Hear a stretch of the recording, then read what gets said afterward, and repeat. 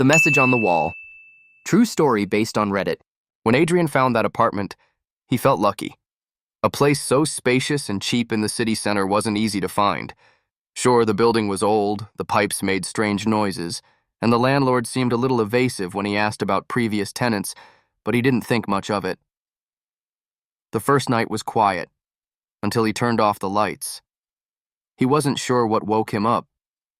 He opened his eyes in the darkness and felt a chill run down his spine. Something felt off, like the room was colder than it should be. He turned in bed, and his gaze landed on one of the walls. The paint had a slightly different tone in one area, as if someone had tried to cover something. Curiosity got the best of him the next day. He took a damp sponge and carefully started scrubbing the wall. Slowly, faded letters began to appear beneath the paint. "Don't sleep near the door." A shiver ran through Adrian's body.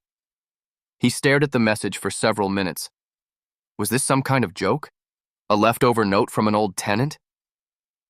He decided not to think too much about it. That night, he moved his bed closer to the door. At 3:33 a.m., he woke up suddenly. There was a noise in the apartment.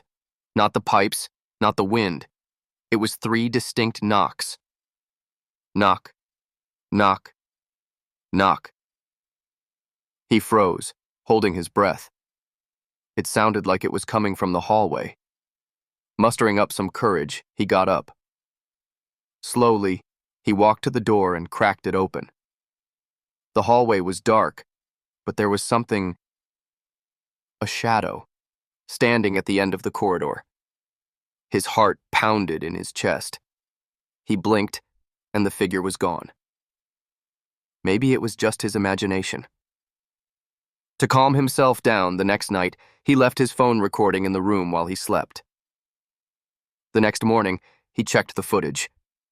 The image was grainy in the darkness, but at exactly 3:33 a.m., the door slowly creaked open by itself. Then, something appeared in the doorway. A tall, thin figure.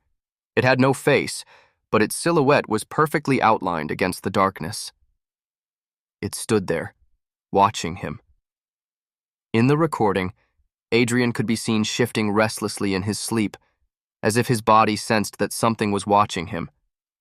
The shadow stood there for what felt like minutes, and then, without moving, without making a sound, it vanished. Adrian moved out that same afternoon. But he couldn't let it go. He searched online for information about the building.